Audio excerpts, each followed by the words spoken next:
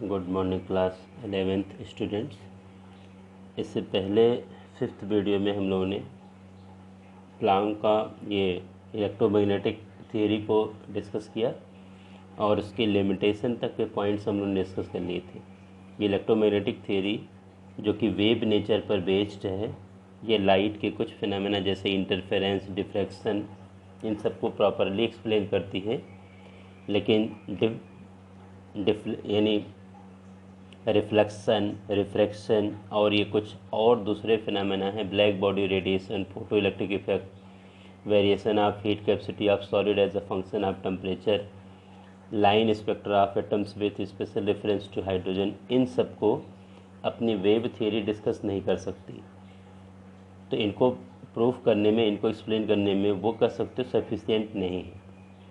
तो ऐसे केस में एक नई थियरी जो प्लांक के थ्रू, मैक्स प्लांक के थ्रू दी गई है, उन्होंने, जिसको हम लोग particle nature of electromagnetic radiations, Planck quantum theory का नाम देंगे और इससे हम लोग आगे डिस्कस करेंगे और ये चारों फिनोमेना का डिस्कशन होगा। सबसे पहले मैं डिस्कस करना चाहूँगा इसमें कि जो ये प्लांक क्वांटम थियरी है, ये किसी भी रेडिएशन को पार्टिकल नेचर को प्रूफ करती है, पार्टिकल नेचर के बेसिस पर ये दी गई है। तो इसीलिए particle nature of electromagnetic radiation, Planck quantum theory हम लोग इसको नाम देते हैं। तो यहाँ पर मैं बताना चाहूँगा कुछ चीज़ें बहुत ज़रूरी हैं। जैसा कि आप लोगों को पता है, इससे पहले इसके जो मेन पॉइंट्स हैं प्लांक क्वांटम थियरी के, the radiation emitted, the radiant energy, radiant energy का मतलब समझ रहे हो, किसी भी सोर्स से जो एनर्जी एमिट हो रही है या एब्जॉर्ब हो रही है, जिसको हम लोगों ने इलेक्ट्रोमैग्नेटिक रेडिएशन इसके पहले डिस्कस कर चुके हैं। इमिटेड और एब्जॉर्ब्ड नॉट कॉन्टीन्यूसली, ये ध्यान देने की वाली बात है कि इसके पहले हम लोगों ने वेव नेचर में क्या लिया था, कॉन्टीन्यूसली, लेकिन इसमें क्या कहा गया है कि not continuously but discontinuously in the form of small discrete packet of energy, मतलब एनर्जी के छोटे छोटे पैकेट के फॉर्म में, लेकिन डिस्क्रीट एनर्जी, फिक्स एनर्जी का एक पैकेट, फिक्स एनर्जी के पैकेट के फॉर्म में, बंडल के फॉर्म में एनर्जी का एमिशन या एब्जॉर्प्शन होगा। Each such packet is of energy is called quantum, मतलब जो एनर्जी का वो पैकेट होगा जो कि फिक्स एनर्जी का पैकेट है, उसको हम लोग क्वांटम का नाम देते हैं, क्वांटम। यहाँ पर क्वांटम वर्ड यूज़ किया गया है, क्वांटम सिंगुलर फॉर्म है और एक वर्ड आएगा क्वांटा जो कि प्लूरल फॉर्म है।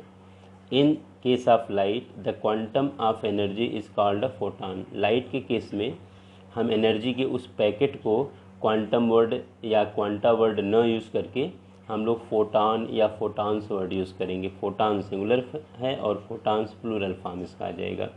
मतलब लाइट के रिगार्डिंग फोटॉन वर्ड आएगा, एनर्जी का पैकेट जो फिक्स एनर्जी का बंडल है, पैकेट है, और बाकी दूसरे अगर किसी और सोर्स से, जैसे मान लो कोई हॉट यानी हीटिंग ऑब्जेक्ट है या आयरन का रॉड है जिसको हमने इतना हीट कर दिया कि एनर्जी का इमिशन कर रहा है, उन सब केस में हम क्वांटम या क्वांटा वर्ड यूज़ करेंगे। इसका सबसे मेन पॉइंट जिस पर बहुत से न्यूमेरिकल अपने करने हैं, energy of each quantum is directly proportional to, यहाँ पर क्वांटम या फोटॉन दोनों के लिए फार्मूला हमारा यूज़ होगा, directly proportional to the frequency of the radiation. सबको पता है कि फ्रीक्वेंसी को हम लोग न्यू से दिखाते हैं, मतलब E directly proportional to nu. Nu यहाँ पर क्या है, फ्रीक्वेंसी। अब प्रोपोर्शनलिटी को इक्वल करने के लिए हम लोगों ने एच लगा दिया, एच यहाँ पर प्लांक कांस्टेंट है, तो E is equal to h nu. ये जो हमारे पास फार्मूला बना है, इस फार्मूले का काफ़ी यूज़ होगा। अगर कहीं पर भी किसी भी क्वांटा या फोटॉन के लिए ये अगर न्यू की वैल्यू गिवन है, तो एच जो कि प्लांक कांस्टेंट है, जो कि एक कांस्टेंट वैल्यू है, तो हम आराम से एनर्जी का कैलकुलेशन कर सकते हैं। इसी को थोड़ा सा हम और क्लियर करना चाहेंगे। इसके पहले हम लोग इलेक्ट्रोमैग्नेटिक रेडिएशन की जो वेव थियरी थी उसमें c is equal to nu lambda हम लोग पढ़ चुके हैं।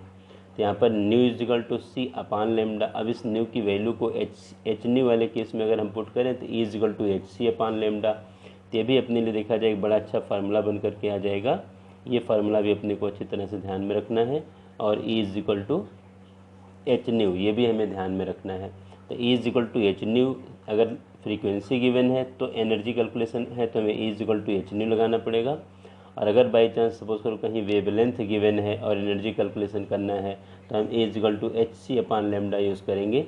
क्योंकि आपको पहले से ही पता है कि h प्लांक कांस्टेंट है, अभी मैं बता रहा हूँ इसकी वैल्यू क्या आएगी, और c जो है वेलोसिटी ऑफ लाइट है, और ये दोनों फिक्स वैल्यू हैं। तो अगर अपने को लैम्डा गिवन है, लैम्डा मिल जाएगा तो हमारा काम आसानी से हो जाएगा।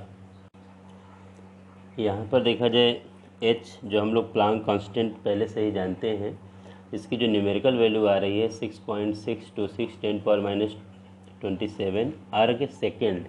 एनर्जी के लिए हम लोग यूज़ करते हैं अर्ग, एच की वैल्यू अर्ग सेकेंड, या यहीं पर 6.626 10⁻34 जूल सेकेंड। ज़्यादातर हम लोग इस फार्मूले का यूज़, इस एच की वैल्यू का यूज़ बहुत ज़्यादा करते हैं। अगर कहीं प्लांक कांस्टेंट की वैल्यू, एच की वैल्यू अगर हमें पुट करनी है तो 6.626 10⁻34 जूल सेकेंड, ये हम लोग फार्मूले को लेकर के चलेंगे।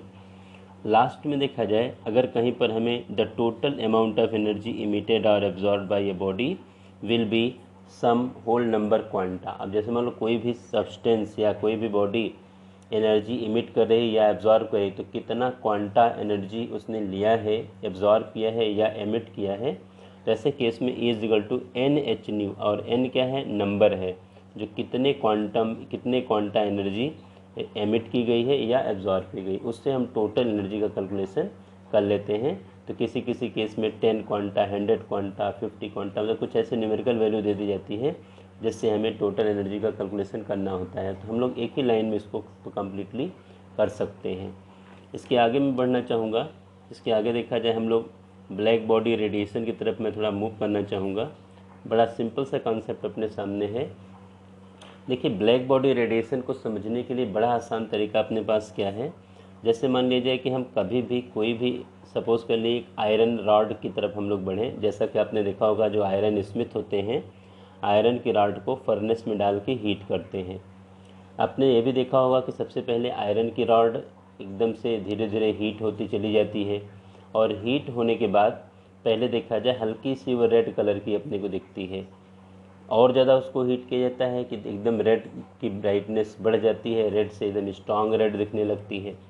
और अगर कंटिन्यूसली उसको हीट किया जाए तो येलो कलर की दिखेगी, और ज़्यादा उसको टेम्परेचर दिया जाए, हीट कंटिन्यू रखा जाए, तो उस केस में एकदम से वाइट कलर की वो ग्लो होने लगेगी, और सबसे लास्ट में ब्लू कलर की रेडिएशन, यानी ब्लू कलर की लाइट अपने को दिखेगी, मतलब ब्लू कलर के रेडिएशन से का इमिशन वो करेगी। तो हमारे कहने का मतलब क्या है कि यहाँ पर अगर आप हम लोगों को दिख रहा है, सबसे पहले तो ये ध्यान में रखना है कि ब्लैक बॉडी होती क्या है।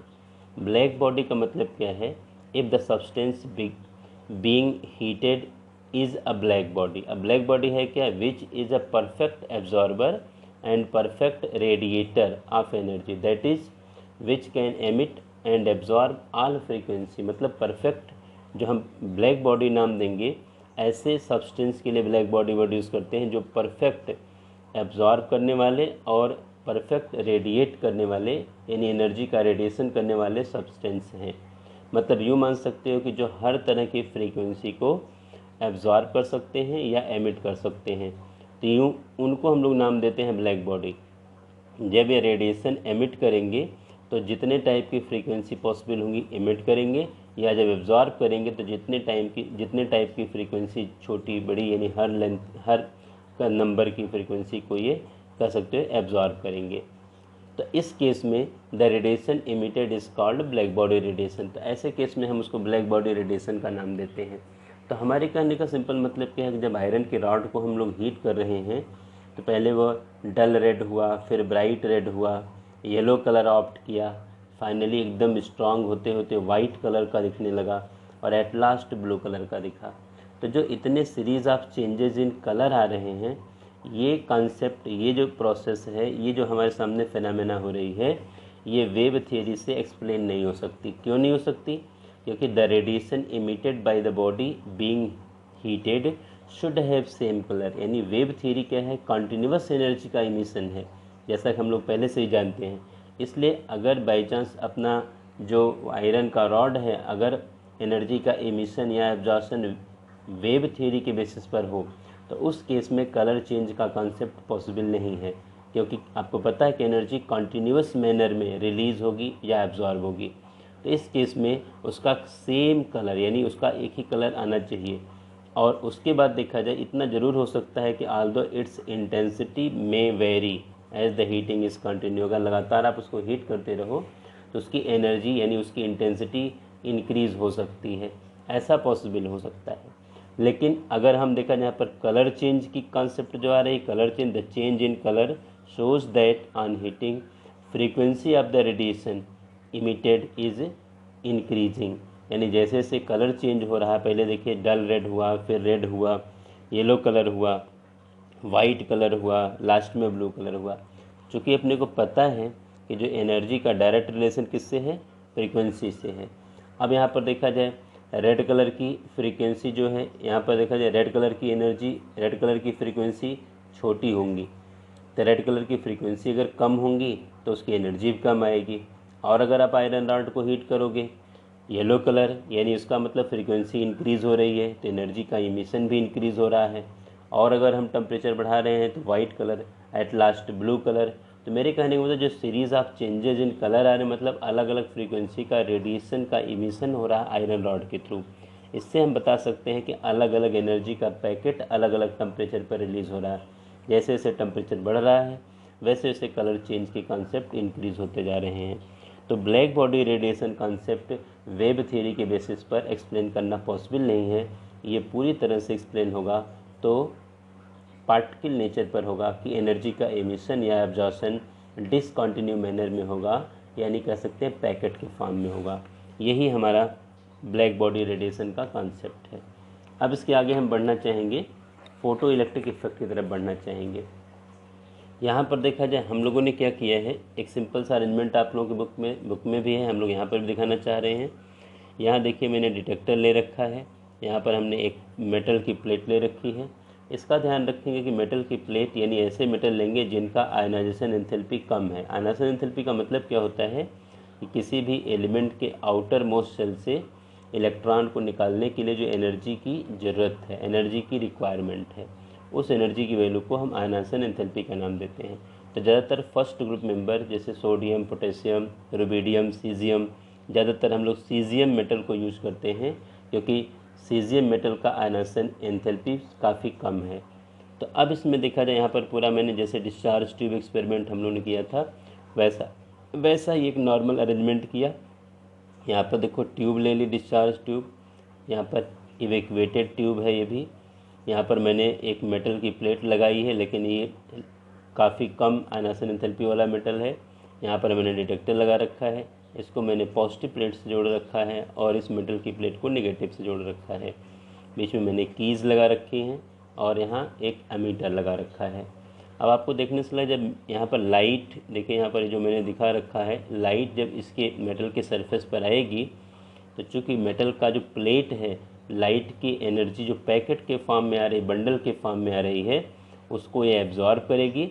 और एब्जॉर्ब करके देखा जाए यहाँ पर जब इसको एक इतनी एनर्जी का पैकेट मिल जाए कि इस यहाँ पर जो इस प्लेट में जितने एटम हैं उनकी इलेक्ट्रॉन एमिशन के लिए जो उनको कह सकते हैं एनर्जी चाहिए, अगर उस लेवल की एनर्जी का पैकेट इनके ऊपर गिरेगा तो यहाँ से इलेक्ट्रॉन क्या करेगा, ये वो जो एटम एनर्जी एब्जॉर्ब करेगा और ये इलेक्ट्रॉन का एमिशन करेगा। और वही इलेक्ट्रॉन देखो एक बीम के फॉर्म में, चूँकि इलेक्ट्रॉन नेगेटिव चार्ज हैं तो पॉजिटिव प्लेट की तरफ मूव करेंगे और ये पूरी सर्किट आपके सामने देखो कंप्लीट हो जाएगी। इसी इफ़ेक्ट को हम फोटो इलेक्ट्रिक इफ़ेक्ट का नाम देते हैं। मेरे कहने का सिंपल मतलब है, इसका हमेशा ध्यान रखेंगे। यहाँ पर प्लेट काफ़ी कम आयनाइजेशन एंथैल्पी वाला लेना अपने को है और लाइट का यानी एक पर्टिकुलर फ्रीक्वेंसी की लाइट का यहाँ पर इमिशन होना चाहिए। अब सपोज़ करो देखो पहले से पता E directly proportional to nu, हम लोग पहले से ही जानते हैं। अब अगर सपोज़ कर लिए कि न्यू की वैल्यू, फ्रीक्वेंसी की वैल्यू कम है, मतलब ऐसे रेडिएशन हम इसके ऊपर गिरा रहे हैं प्लेट के ऊपर जिसमें कम फ्रीक्वेंसी के रेडिएशन है, हो सकता है कि हमारे मेटल को उतनी एनर्जी यानी पहले से पता है E इज़ इक्वल टू अगर हम लेंगे तो एच न्यू। अब यहाँ पर जो एच न्यू है, ये जो एनर्जी आ रही है, अगर ये एनर्जी इस मेटल से, इस मेटल के एटम से इलेक्ट्रॉन निकालने के लिए सफिशिएंट नहीं है तो उस केस में ये इफ़ेक्ट अपने सामने नहीं आएगा। लेकिन अगर मान लीजिए कि जो एनर्जी का पैकेट यहाँ पर जो लाइट आ रही है जिसको हम लोग फोटॉन का नाम देंगे, या एनर्जी का फिक्स एनर्जी का पैकेट है जो इस मेटल के सरफेस पे आके गिर रहा है, तो इसके एटम को इलेक्ट्रॉन निकलने के लिए जितनी एनर्जी की ज़रूरत पड़ेगी अगर उतनी एनर्जी इसके पास है तो इलेक्ट्रॉन का इमिशन होगा। इसको हम लोग आगे भी डिस्कस करना चाहेंगे।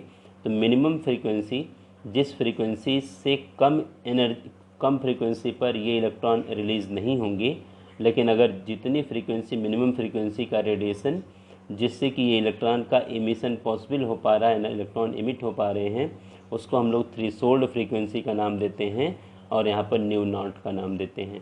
तो मेरे कहने का सिंपल मतलब क्या है, यहाँ पर E = H न्यू नॉट जो हमने लिया है, ये इतनी एनर्जी है कि इतनी एनर्जी से इलेक्ट्रॉन को इमिट होने के लिए चाहिए, मतलब एटम से इलेक्ट्रॉन को बाहर होने के लिए एनर्जी चाहिए। इससे कम अगर एनर्जी है तो इलेक्ट्रॉन का इमिशन यहाँ नहीं होगा, और अगर सेम केवल इतनी एनर्जी है तो इलेक्ट्रॉन एमिट तो हो जाएंगे, लेकिन उनके पास कोई काइनेटिक एनर्जी नहीं आएगी जिससे वो इलेक्ट्रॉन यहाँ से यहाँ मूव नहीं कर सकते। लेकिन अगर ये वैल्यू यहाँ ज़्यादा है, H न्यू नॉट से E की वैल्यू ज़्यादा है, जो एनर्जी का पैकेट इसके ऊपर गिर रहा है, इलेक्ट्रॉन एमिट भी हो जाएंगे और बाकी जो एनर्जी बच जाएगी वो इस इलेक्ट्रॉन की काइनेटिक एनर्जी में चेंज हो जाएगी और इलेक्ट्रॉन को यहाँ से यहाँ तक ले आएगी। तो हमारे कहने का सिंपल मतलब क्या है कि ये हमारा फोटो इलेक्ट्रिक इफेक्ट एक सिंपल सा कॉन्सेप्ट है और अपने को अच्छी तरह से इसको करना है। और आगे हम इसको थोड़ा एक्सप्लेन करना चाहेंगे। इसके आगे मैंने इसके आगे भी वही सब कॉन्सेप्ट जो भी हमने डिस्कस किया, when radiation with certain minimum frequency, यहाँ पर new not strike the surface of metal, the electrons are ejected from the surface of metal. This phenomena is called photoelectric effect. The electron emitted are called photoelectrons. अब यहाँ पर देखा जाए जो H new है, ये एनर्जी यानी light है जो कि मेटल के प्लेट पर आ रही है, ये उसकी टोटल एनर्जी है। एच न्यू नॉट जो है, ये इतनी एनर्जी इलेक्ट्रॉन को उस पर्टिकुलर प्लेट से बाहर निकलने के लिए चाहिए, और बाकी जो एनर्जी बच गई वो हाफ mv² या काइनेटिक एनर्जी में चेंज होगी, जो इलेक्ट्रॉन की काइनेटिक एनर्जी होगी। अब यहाँ पर एच न्यू नॉट को, इसी को हम लोग वर्क फंक्शन का भी नाम देते हैं, मतलब मिनिमम इतनी एनर्जी चाहिए इलेक्ट्रॉन को निकलने के लिए, इसलिए इसको हम वर्क फंक्शन का भी नाम देते हैं और W नॉट से रिप्रेजेंट करते हैं। तो कभी कभी न्यूमेरिकल में हमें W नॉट गिवन होता है या एच न्यू नॉट या इससे रिलेटेड इन्फॉर्मेशन कुछ निकालनी होती है या कैलकुलेट करनी होती है। तो हमारे सामने जो फार्मूला है ये हमारे लिए बड़े काम का फार्मूला है। दोनों जो फार्मूले हम लोगों ने यहाँ डिस्कस किए हैं, ये भी फार्मूला और ये भी फार्मूला, इस पर हम लोग खूब न्यूमेरिकल्स करेंगे। एच न्यू ये फोटॉन की एनर्जी है जो उस प्लेट पे आके गिर रहा है, एच न्यू नॉट इतनी एनर्जी चाहिए उस इलेक्ट्रॉन को निकलने के लिए, और ये बाकी एक्स्ट्रा एनर्जी है जो कि काइनेटिक एनर्जी में चेंज होगी और वो जो इलेक्ट्रॉन की काइनेटिक एनर्जी होगी। तो दे रखा the minimum energy required to eject the electron, इसको h nu naught is called work function. एक चीज़ और समझाना चाहूँगा, कभी कभी हमारे सामने देखा जाए इलेक्ट्रॉन वोल्ट का केस आता है, तो 1 इलेक्ट्रॉन वोल्ट का मतलब क्या है कि एक इलेक्ट्रॉन पर चार्ज कितना है, और 1 वोल्ट, तो 1.6 × 10⁻⁹ ये सबको पता है कि एक इलेक्ट्रॉन पर इतना कूलाम चार्ज है, और 1 वोल्ट का मतलब यहाँ पर आपने मल्टीप्लाइड बाई 1 करोगे सेम रिजल्ट आएगा। तो C फॉर कूलाम और V फॉर यहाँ पर वोल्ट के लिए लगा, CV लगा रखा है, और आगे देखा जाए 1.6 × 10⁻⁹ जूल, ये इसकी वैल्यू आएगी। अब यहाँ पर देखा जाए एक छोटा सा ग्राफ लिया गया है, यहाँ मैंने फ्रीक्वेंसी इंक्रीज़ का ले रखा और यहाँ काइनेटिक एनर्जी ऑफ फोटॉन की बात कर रखी है। अब ग्राफ में देखो यहाँ पर मैंने डैश डैश डैश लाइन दिखा रखी है, मतलब इतने फ्रीक्वेंसी का रेडिएशन इलेक्ट्रॉन का एमिशन नहीं कर सकता। ये जो न्यू नॉट मैंने ले रखा है, इतनी फ्रीक्वेंसी मिनिमम चाहिए इलेक्ट्रॉन को निकलने के लिए। अब इससे ज़्यादा फ्रीक्वेंसी का रेडिएशन होगा तो इलेक्ट्रॉन के पास काइनेटिक एनर्जी आएगी, क्योंकि इलेक्ट्रॉन तो इतनी एनर्जी लेकर के बाहर निकल जाएगा प्लेट से, और उसके बाद उसकी काइनेटिक एनर्जी होगी। मतलब फ्रीक्वेंसी बढ़ाने से कह सकते हैं कि एक फिक्स एनर्जी जिस पर इलेक्ट्रॉन का इजेक्शन हो रहा है, उसके बाद भी अगर हम फ्रीक्वेंसी बढ़ाते जा रहे हैं तो अपने पर्टिकुलर उस फोटो इलेक्ट्रॉन की, जो इलेक्ट्रॉन रिलीज़ हो रहा है जिसको हम लोग फोटो इलेक्ट्रॉन का नाम देते हैं, उसकी काइनेटिक एनर्जी इंक्रीज़ होगी। अगर हम लोग यानी फ्रीक्वेंसी को कांस्टेंट रखते हैं, केवल इंटेंसिटी बढ़ाते हैं, मतलब मान लो किसी सेम फ्रीक्वेंसी के किसी प्लेट पर 10 फोटॉन मैंने गिराया, 20 गिराया, 50 गिराया, मतलब हम इंटेंसिटी बढ़ाते जाएं और फ्रीक्वेंसी चेंज ना करें तो इलेक्ट्रॉन की काइनेटिक एनर्जी चेंज नहीं रहेगी होगी, क्योंकि जो आप एनर्जी का पैकेट दे रहे हैं वो फिक्स एनर्जी का है, उस एनर्जी के पैकेट में कोई वेरिएशन नहीं आ रहा, क्योंकि आपने न्यू को कांस्टेंट ले रखा है, क्योंकि अपने को पता है E directly proportional to nu, यही मेन प्लैंक कांस्टेंट है। तो मेरे कहने का सिंपल मतलब क्या है कि इन दोनों ग्राफ को भी अच्छी तरह से समझने की ज़रूरत है। आगे देखो dual nature of electromagnetic radiation का कॉन्सेप्ट स्पेशली मैंने लिया है, बड़ा सिंपल सा कॉन्सेप्ट है। आप सबको पता है कि लाइट के हमारे कुछ ऐसे फिनोमेना जैसे इंटरफेरेंस है, डिफ्रैक्शन है, इसको हम लोग वेव नेचर मान करके, यानी ये मान सकते हैं कि लाइट वेव है, उससे हम एक्सप्लेन कर सकते हैं। और कुछ दूसरे फिनोमेना जैसे रिफ्लेक्शन है, रिफ्रैक्शन है, या कुछ और फिनोमेना है जैसे ब्लैक बॉडी रेडिएशन हमने डिस्कस किया, फोटो इलेक्ट्रिक इफेक्ट डिस्कस किया, इन सब को एक्सप्लेन करने के लिए हमें ये मानना पड़ेगा, ये कंसिडर करना पड़ेगा कि लाइट पार्टिकल नेचर के बेसिस पर हमें एक्सप्लेन करना पड़ेगा कि लाइट हमेशा फिक्स एनर्जी के बंडल में, पैकेट में एब्जॉर्ब होगी या रिलीज़ होगी। इसका मतलब क्या है कि light is said to have a dual nature, light के अंदर दोनों नेचर है, और इसमें देखा जाए इसको हम wave as well as stream of particle दोनों मानेंगे, और इसी को हम नाम देते हैं dual nature of electromagnetic radiations. तो हमारे कहने का सिंपल मतलब क्या है, इसके आगे थोड़ा सा हम लोग और आगे बढ़ना चाहेंगे, जैसा कुछ न्यूमेरिकल से एक दो की हम बात कर लें, बाकी इमिशन और एब्जॉर्प्शन स्पेक्ट्रा का डिस्कशन अगले वीडियो में होगा। तो यहाँ पर देखो एक न्यूमेरिकल मैंने दिया, 100 watt bulb emit monochromatic light of wavelength 400 nanometre, calculate the number of photons emitted per second by the bulb. यहाँ पर ध्यान देना है कि यहाँ पर जो 100 वाट है ये पावर दी गई है बल्ब की, 100 वाट मतलब 100 जूल पर सेकेंड उस बल्ब का एनर्जी इमिट करने का की पावर है।